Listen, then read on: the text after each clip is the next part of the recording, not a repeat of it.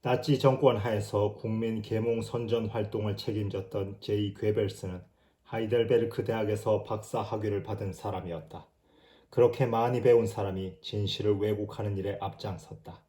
그는 위조, 변조, 속임수, 그리고 역정보, 거짓 정보의 전문가였으며 역정보를 이용하여 대중을 세뇌시켰다.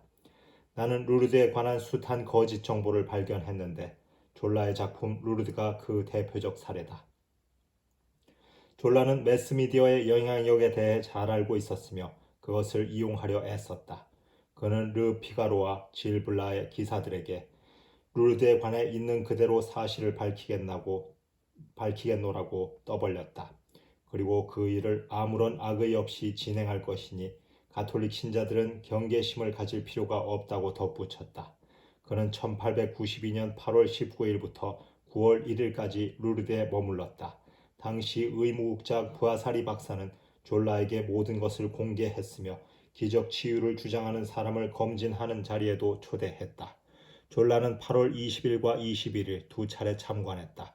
졸라는 루르드에서 치유된 병자들은 신경성 환자들일 뿐이라는 주장을 기자들에게 이미 밝힌 터였다. 그래서 부하사리 박사는 기질성 질환 환자의 치유 사례를 졸라에게 소개했다. 나는 여기서 세 가지 치유 사례를 소개하고자 한다. 이는 졸라가 루르드, 영역볼은 500쪽에 달한다. 의 세 가지 사례를 심하게 왜곡하고 변조하여 소개했기 때문이다.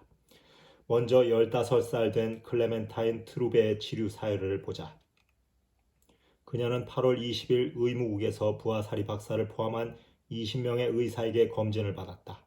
졸라도 그 자리에 2시간 동안 참관했다. 프랑스 비엔느주 루유 마을에 살고 있던 클레멘타인은 12살 때부터 오른발 뒤꿈치가 썩어 들어가는 카리에스로 고통이 시작되었다. 그 지방 의사인 시벨 박사는 결국 종골, 발 뒤꿈치표 결핵성 골막염 진단을 내렸다. 증상이 악화되자 박사는 수술을 했으나 상처에서는 계속해서 고름과 농이 흘렀다. 클레멘타인은 루지낭 병원에 4개월간 입원했다. 재수술과 계속 약물 주사를 맞았지만 상태는 전혀 나을 기미가 보이지 않았다. 하는 수 없이 퇴원했지만 아이는 목발 없이 걷지 못하는 처지가 되었다. 1891년 8월 초 시벨 박사가 다시 한번 상처에 칼을 댔다. 어머니 사르데트 부인은 통증으로 울부짖는 아이를 부둥켜 안고 있어야 했다. 하지만 여전히 고름과 농이 흘러나왔다. 8월 10일 루지낭 병원장이 상처를 검사해 보았고 증상이 전혀 개선되지 않았음을 확인했다. 부모는 아이를 루유 마을 근처 푸아티에에서 출발하는 루르드 순례 여행을 보내기로 결정했다. 푸아티에로 이동하기 직전 어머니와 들레슈 부인과 이웃들이 클레멘타인의 여행을 준비해 주었다. 그때 거지와 붕대도 깨끗한 것으로 갈아 주었다. 후에 그들은 루르드 의무국에 보관된 진술서에 이렇게 서명했다. 상처 부위가 벌어져 피와 고름이 흐르고 있었다. 진술서에는 순례단을 이끌었던 드 러델의 자작 부인의 증언도 들어있다. 푸아티에 역에서 열차가 출발하기 전 자작 부인은 보호자들이 클레멘타인의 상처에 거즈와 붕대를 새 것으로 갈아주는 모습을 가까이에서 보았다. 그녀와 자원봉사 간호사들은 피와 고름이 계속 흐르는 것을 확인했다. 1891년 8월 20일 순례객들을 실은 열차가 루르드에 도착했다. 다음 날 봉사자들은 클레멘타인을 성수탕으로 옮겼다. 파리에서 온 코르넷과 생스에서 온 라이유 부인은 클레멘타인을 부축하여 씻기러 들어갔다. 두 사람은 클레멘타인의 붕대와 거즈를 떼어냈고 라이유 부인이 절름발이 소녀를 부축하여 물에 잠겨있는 계단을 조심스럽게 내려가면서 흔히 그렇듯 큰 소리로 동정 마리아께 기도드렸다. 그러나 그녀는 기도를 도중에 멈출 수밖에 없었다. 소녀가 갑자기 몸을 고추 세우며 소리쳤거든요. 나는 나았어요. 나았어요. 바로 그 순간 나는 아이의 발에 상처가 아무는 것을 두 눈으로 똑똑히 목격했습니다. 벌어진 살이 저절로 붙어버린 거예요. 클레멘타인은 봉사자에게 고맙다는 말을 할 틈도 없이 급히 겉옷을 걸치고 목발을 집어들고는 근처 성모 동굴로 달려갔다. 라이유 부인이 뒤따라가 보니 클레멘타인은 마치 목발을 봉헌하듯 성모상 앞에 내려놓고는 감사 기도를 외치고 있었다고 한다. 흥분을 가라앉히지 못한 라이유 부인은 클레멘타인을 설득하여 곧바로 루르드 의무국으로 안내했다. 부하사리 박사와 여러 의사들이 라이유 부인의 증언을 듣고 소녀의 발뒤꿈치를 살펴보았다. 루르드에서 성모님의 흔적 또는 선물이라 부르는 상처가 어렴풋하게 남아있을 뿐이었다. 치유받은 거의 모든 이에게 작은 상처, 통증은 전혀 없는 상처가 남아있는데 당사자들은 그것이 감사하는 마음을 새롭게 불러 일으켜준다고 고백한다. 부하사리 박사는 치유된 상태에 대해 1년 간격으로 의무국에 보고하도록 클레멘타인에게 일렀다. 그는 순례를 오기 전 클레멘타인의 상태에 대한 시벨 박사의 진료 보고서 사본을 보관하고 순례단 책임자 자작 부인과 20명의 순례객 그리고 라이유 부인의 증언을 기록해 두었다. 하루 모자라는 1년 뒤에 부하사리 박사는 의사들이 클레멘타인의 뒤꿈치를 검사하는 자리에 졸라를 초대했다. 썩어 들어가던 뒤꿈치 뼈와 살은 어렴풋한 흔적만 남기고 완치되어 있었다. 졸라는 소녀가 귀엽다는 듯 이마에 가벼운 입맞춤까지 해가며 이것저것 질문했다. 그러나 돌연 태도를 바꾸어 부하사리 박사에게 따졌다. 당신은 그녀가 물에서 나온 후에야 발을 확인하지 않았소. 박사는 대꾸했다. 하루에 1000여 명이 넘는 병자들이 그 물에 몸을 담그고 있습니다.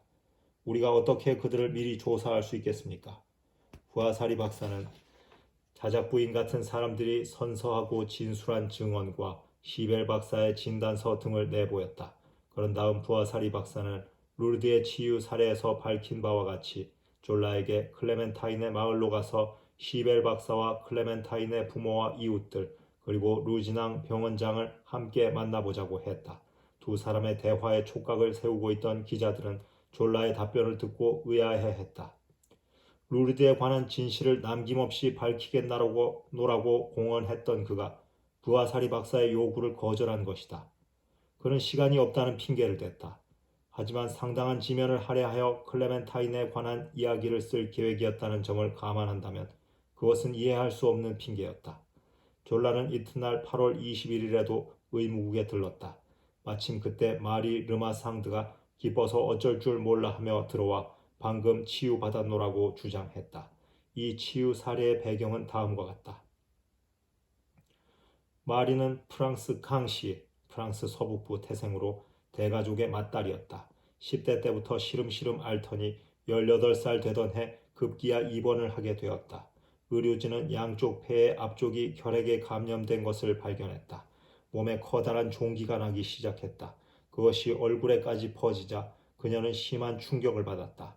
병원장 라니일 박사는 심낭성 낭창이라는 암울한 소식을 전해야 했다. 당시에는 아주 무서운 질병이었다. 박사는 할 수 있는 조치를 다 했으나 결핵성 증세는 점점 악화되었다. 7월 하순에는 양볼, 코 윗입술이 보기 흉할 정도로 끔찍하게 부어오르고 문드러진 피부에서는 농이 계속 흘렀다. 그녀는 이미 3개월간 피를 토하고 있는 상태였다. 밤마다 고열에 시달리는 그녀를 관찰하면서 라니일 박사는 그녀의 생명이 얼마 남지 않았다고 예상했다. 마리도 이를 짐작하고 쇠약해진 몸과 수치심을 무릅쓰고 8월 중순 루르드로 떠나는 순례 여행단에 신청서를 내줄 것을 부탁했다. 라니일 박사는 순례단 측에서 요구한 진단서를 발급해 주었다. 진단서에는 양쪽 폐의 결핵, 각혈, 밤마다 고열에 시달림, 몸에는 종기, 얼굴에는 심낭성 낭창으로 인한 주먹만한 궤양이라고 쓰여 있었다.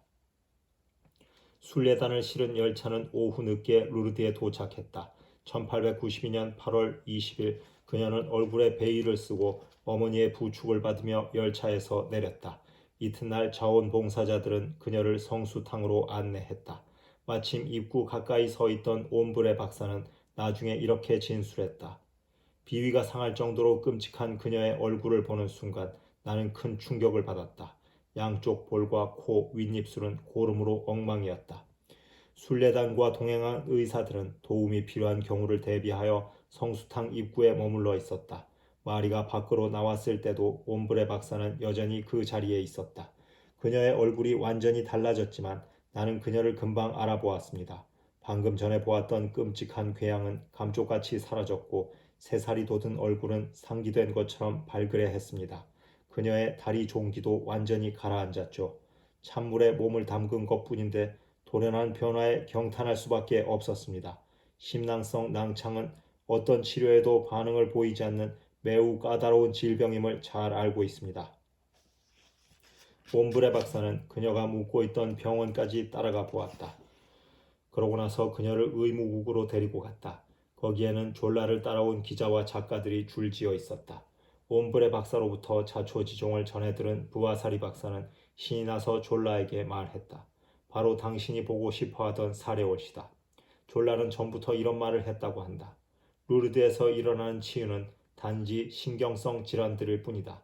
칼에 베인 손가락을 루르드 샘물에 담갔다가 온전하게 치유되는 사례라면 보고 믿겠다. 그의 책에 상당한 지면을 할애하여 마리의 사례를 다룬 것을 보면 졸라가 깊은 인상을 받은 것은 분명하다. 하지만 그는 악의를 가지고 사실을 왜곡했으니 이에 관해서는 이 장 후반부에서 지적하겠다. 마리는 캉시로 돌아와 라니엘 박사를 찾아갔다. 그는 다음과 같이 증언하고 진술서에 서명했다. 본인은 초자연적인 치유 사례를 접하고 깊이 감동했다. 그녀의 양쪽 폐는 오랫동안 결핵이 진행되었고 얼굴과 다리는 심낭성 낭창으로 심각한 궤양을 앓았다. 그녀는 루르드 샘물에 몸을 씻음으로써 순식간에 치유되었다. 본인은 그녀가 돌아온 직후의 모습을 보았다. 처음에는 그녀를 알아보지 못했다. 그만큼 그녀의 용모는 변화되어 있었다. 우아한 젊은 처녀가 나를 찾아왔다고 생각했다. 불과 10일 전에 그녀는 끔찍하고 기괴한 얼굴에 엉망으로 망가진 모습이었다. 결핵은 흔적도 없이 사라졌다. 12년 후 라니엘 박사는 다음과 같이 덧붙였다. 치유는 지속되었다. 치유된 지 7년 만에 마리는 결혼을 했고 8명의 자녀를 두었다. 루르드 의무국에 가보면 그녀의 가족 사진이 다른 유명한 치유 사례 사진과 함께 나란히 걸려 있다. 부하사리 박사는 8월 21일 또 하나의 인상적인 치유 사례를 졸라에게 소개했다. 주인공은 36살의 여성 마리 르브랑슈였다. 그녀가 끔찍한 결핵균에 감염되었다는 진단을 받았을 때 그녀의 부모는 이미 결핵으로 죽은 뒤였다. 처음 한동안 르네 중앙병원에 입원하여 제르맹시의 교수의 치료를 받다가 후에는 결핵 환자들을 위한 파리의 네덜란드 병원으로 이송되었다. 10개월 후 그녀는 8월에 있을 루르드 순례 여행을 신청했다.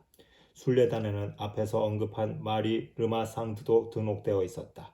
그녀의 주치의였던 마케지 박사는 순례단 책임자에게 마리 르브랑슈에 관한 진단서를 보내주었다. 결핵이 상당히 진행됨, 폐조직의 고름, 지속적으로 토해내는 피에 코흐 바실루스 세균, 음식을 받아들이지 못함, 그녀의 체중은 21kg으로 줄어 있었다. 이런 여러 증상은 죽음이 다가왔음을 가리키는 것이었다. 루르드에 도착하자마자 그녀는 곧장 성수탕으로 옮겨졌다. 자원봉사자들은 그토록 쇠약해진 병자를 찬물에 씻어도 괜찮을지 망설였다. 그러나 마리의 의지는 확고했다. 그들은 그녀를 루르드 샘물에 조심스레 담갔다. 그녀는 물에서 나오면서 치유되었고 기쁨에 넘쳐서 의무국으로 안내되었다. 그때 자리에 있던 20, 30명의 의사 중 대부분이 그녀의 검진에 참여했다. 마케지 박사가 기록한 질병의 흔적은 전혀 발견할 수 없었다. 의사들은 이튿날 다시 그녀를 불러 조사해 보았으나 역시 아무런 흔적도 발견되지 않았다. 의사들은 왕성한 식욕으로 음식을 양껏 먹고 있다고 기록했다. 그녀는 졸라에게 호감을 보였고 집요한 질문에도 흥미를 보였다. 그녀는 파리의 루드 브루메유에 있는 집으로 돌아갈 것이라고 말했다. 루드 브루메유는 졸라가 사는 곳에서 그리 멀지 않았다. 자신의 질병이 완전히 치유되었는지 물론 자신은 그렇다고 확신하고 있었지만 확인하러 나중에 꼭 한번 방문해 달라고 졸라에게 부탁했다. 졸라는 물론이지요. 꼭 그렇게 하겠습니다. 라고 대답했다. 마리는 순례 여행을 마치고 파리로 돌아갔다.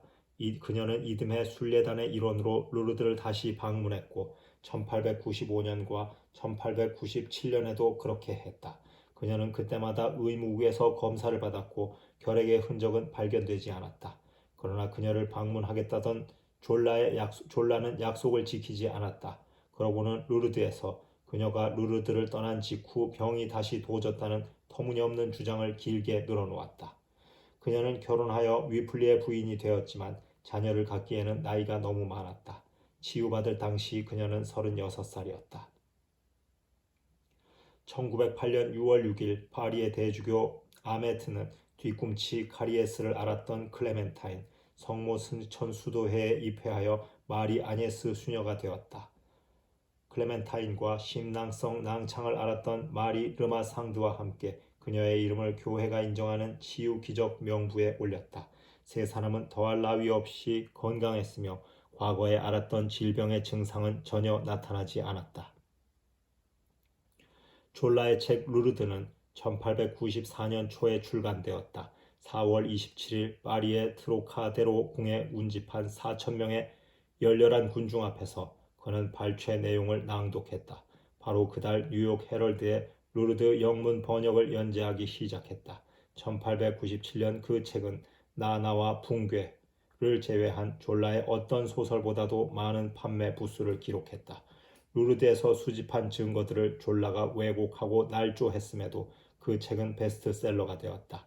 날조와 왜곡이 베스트셀러의 요인이었는지도 모른다. 이제 왜곡되고 날조된 부분을 구체적으로 알아보자. 졸라는 루르드에서 클레멘타인, 뒤꿈치 카리에스를 앓았던 소녀, 마리 르마상드, 심낭성 낭창, 그리고 마리 르브랑슈, 결핵을 각각 소피 쿠토, 엘리제 루케, 그리고 라 그리보트라는 이름으로 등장시켰다. 세 여성에 대해 아는 사람, 의무국 의사들이나 함께 여행한 순례객들이라면 누구나 졸라의 소설에서 그들을 금방 집어낼 수 있을 정도로 졸라는 세 여성을 구체적으로 표현했다. 19세기 자연주의 작가들은 독자에게 생생한 현실감을 주기 위해 실제 인물과 실제 사건 등을 소재로 글을 썼다. 그 문단의 대표적 인물인 졸라는 세 여성이 앓았던 애처롭고 극적인 질병을 리얼하게 표현함으로써 깊은 인상을 주었다. 그는 이 작품을 통해 자연주의자의 대가임을 증명했으며 프랑스뿐 아니라 미국 등 해외에서도 많은 독자를 확보했다. 졸라가 루르드의 치유 사례를 터무니없이 왜곡한 이유에는 또 다른 요인이 있다고 생각한다. 그것은 다름 아닌 상처 입은 자존심과 제멋대로인 성향이다. 졸라는 소설 자료를 수집하기 위해 루르드로 출발하기 전 자신을 빗대어 다음과 같은 글을 썼다. 우리에게 필요한 인물은 자유로운 사고, 과학을 통해 비로소 발전되는 신앙, 독단적이지 않은 조사 등을 대변하는 사람이며 미신에 맞서는 사람, 그리스도교적 정신 시대는 끝났다고 단정한 사람이다. 졸라는 소설가로서 명성과 부와 강한 의지력을 이용하여 반대 세력을 사정없이 밀어내는 데 익숙한 사람이었다. 그는 세 여성에 관한 사실을 왜곡하는 데 따라오는 위험 정도는 충분히 감수할 능력이 있다고 자신했던 것 같다. 그는 부하사리 박사나 루르드 공무원들이 공개적으로 도전하리라고는 예상하지 못했다. 그들의 거센 도전에 졸라는 매우 당황했다. 졸라는 루르드에서 자신의 대변인 격인 피에르 프로망을 영웅으로 만들었다. 결국 신앙을 잃게 되는 사제 프로망은 뒤꿈치 카리에스의 치유에 관한 소피 클레멘타인의 증언에 대해 다음과 같이 말했다. 그녀가 서서히 그리고 무심코 사실을 왜곡했을지 어찌 알겠는가. 그 치유가 즉각적이었는지 그렇지 않았는지 어찌 알겠는가. 어쨌든 샘물에 발을 담그기 직전과 직후에 발을 검사해 본 사람은 아무도 없지 않은가. 졸라도 이는 사실이 아님을 알고 있었다.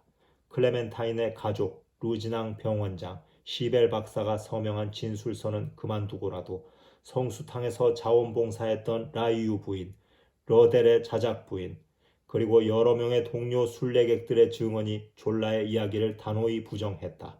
이들을 만나기 위해 비인주로 함께 가자는 부하사리 박사의 요청을 졸라는 거절했다. 라이유 부인은 파리에 살고 있었다. 다음은 낭창으로 고생한 마리 르마상드다. 졸라는 책에서 그녀를 엘리제 루케라 이름했다. 그는 마리의 끔찍했던 얼굴 모습을 실감나게 그리고 정확하게 묘사했다. 하지만 폐결핵과 온몸 여기저기 부어오른 궤양은 생략해버렸다. 실제 마리 르마상드는 목격자인 옴브레 박사가 증언했듯이 즉각 치유되었다. 하지만 졸라는 엘리제 루케로 하여금 아침부터 계속 반복하여 얼굴을 씻게 했다. 늦은 오후에 그녀는 붓기가 가라앉고 점점 창백해진다고 느꼈다. 그리고 좀 덜 끔찍해지는 것처럼 느껴졌다. 다음 날 낭창이 치유되는 기미가 보이기 시작했다.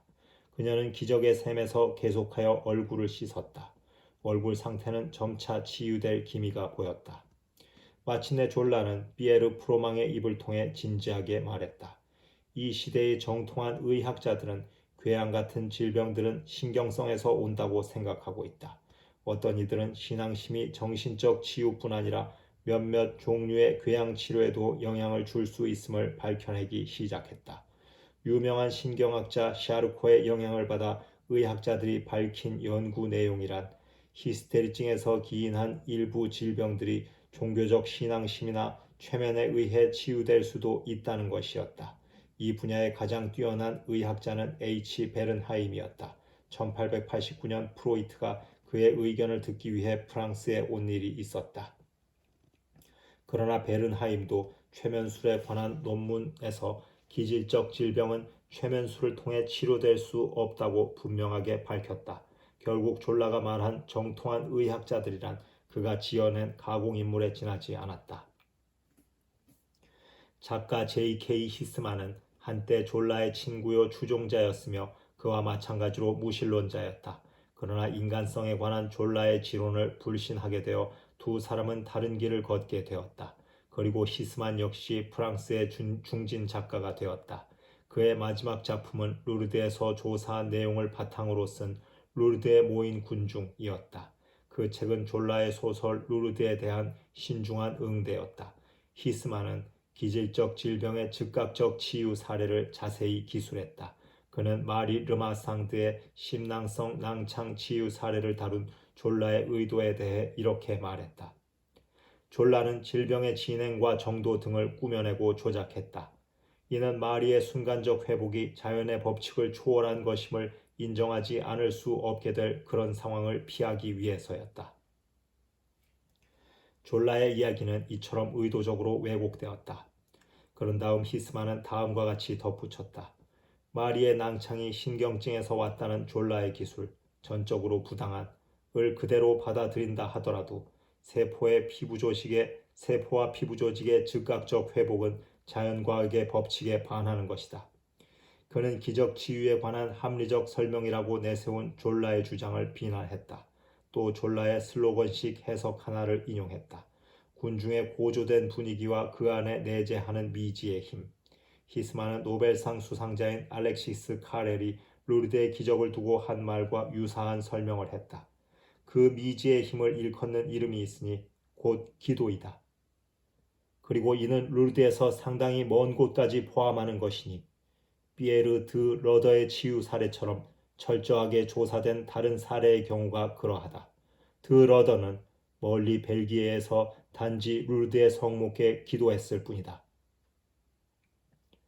마지막으로 히스만은 기도와 하느님을 인정하지 않으려 필사적인 노력을 기울였던 졸라에게 그럴 만한 이유가 있었음을 넌지시 내비쳤다.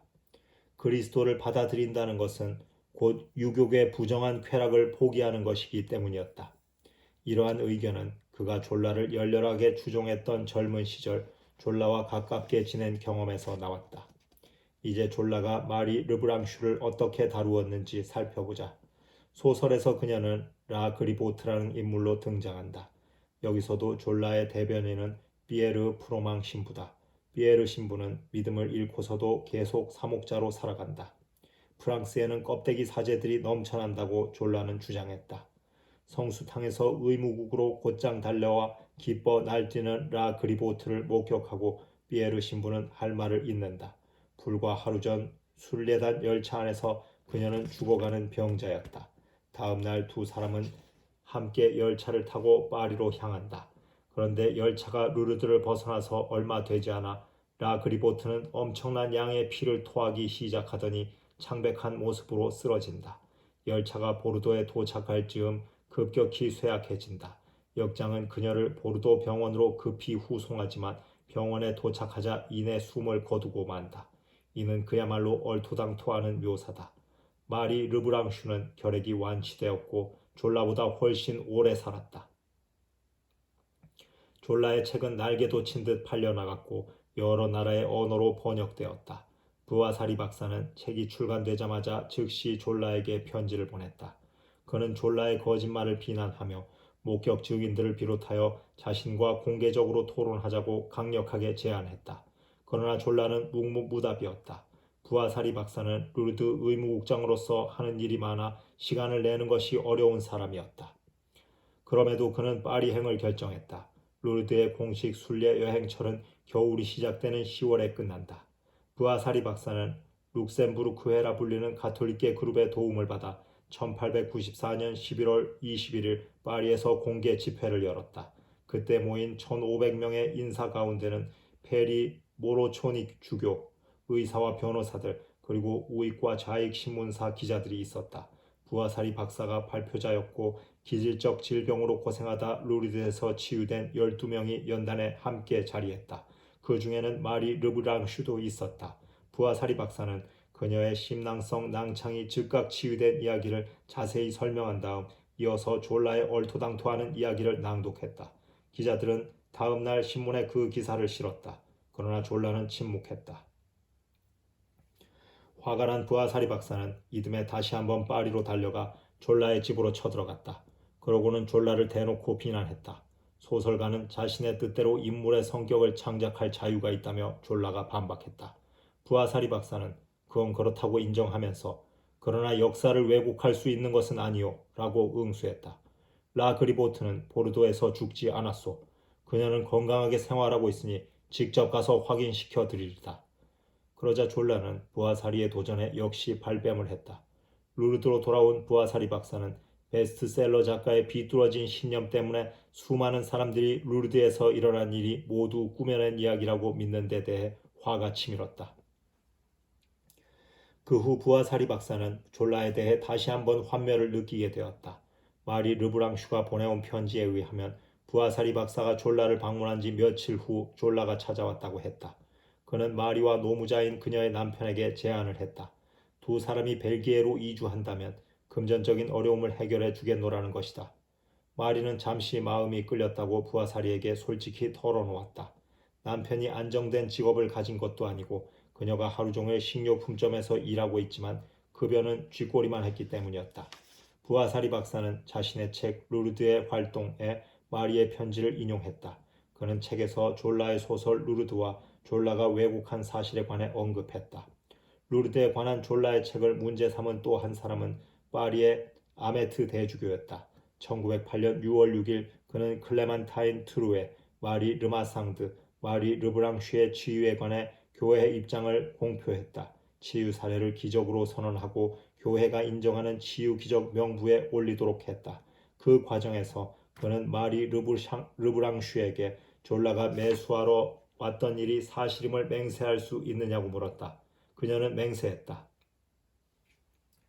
거짓 정보를 유포하기 위해 대중매체를 이용하는 졸라의 행태는 계속되었다. 1995년 뉴욕 주립대학 교수 프레더릭 브라운은 888쪽 분량의 졸라의 생애를 출간했다. 구겐하임 재단과 인간성 개발을 위한 국민기금재단에서 브라운의 연구와 집필 활동에 필요한 재원을 마련해 주었다.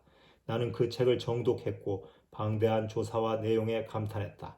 그 책은 졸라 시대의 프랑스 문화와 문학, 그리고 역사를 보는 시각에 있어서도 뛰어나다. 나는 또한 저자 브라운이 가톨릭주의에 대한 졸라의 강한 혐오에 공감하고 있음도 알게 되었다. 그에게는 그럴 권리가 있다. 가톨릭 신자들이 과거 비난받을 만한 일을 저질렀고 작금에도 그런 일은 여전히 발견된다. 그렇지만 그가 졸라의 책 루르드에 관해 자세히 소개하면서도 졸라의 진실성에 대한 공개적이고도 지속적인 문제 제기에 대해 한마디도 언급하지 않았다는 사실이 마음에 걸렸다.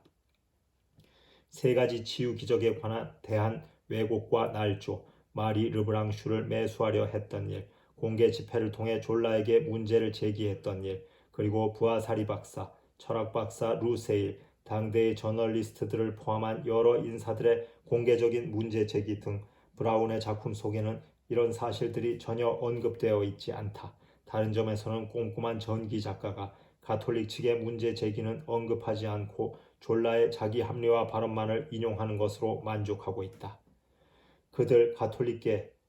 그들이 용납하지 못하는 것은 루르드의 은밀한 각본을 내가 낱낱이 드러냈기 때문이다. 그 보잘것없는 비밀들이 폭로되었다. 그것이 바로 가톨릭계가 분노하고 있는 정확한 이유다. G.K. 체스터턴이 그 책을 읽었더라면 닥치시오 프레더릭 브라운이라고 했으리라.